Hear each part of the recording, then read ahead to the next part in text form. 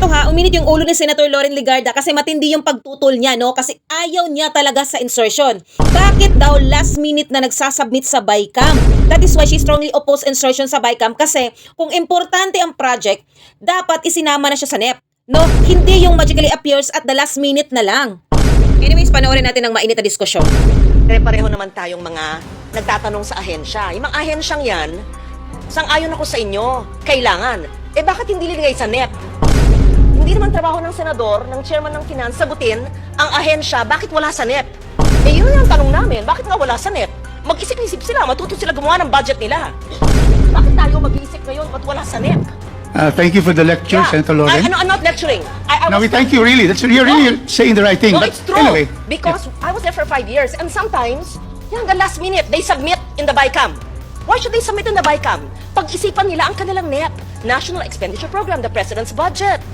That's why ayaw namin ma-insertion sa BICAM. Kasi dapat kung mahalaga yan, nasa NEP na yan. And then they come to a senator during the plenary, isingit nyo to. Ayaw namin. Okay, we amend, but there's only limited fiscal space. And then now, a veteran congressman asks the first-term chair of the Finance Committee, why is it not there? I'm sorry, I have to answer for him. Of course, he can very much answer that. But if it's not in the NEP, what do we do, right?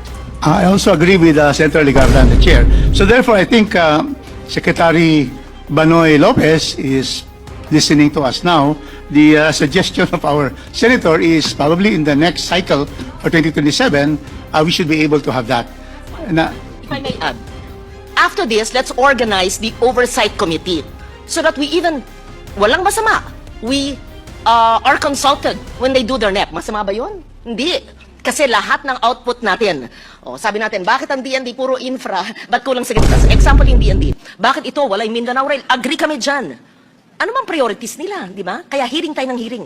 Gawa tayo ng monthly oversight committee ng bicameral. Tanungin nyo yan, kaagad. Sang-ayon ako dyan. I agree again with Senator Legarda.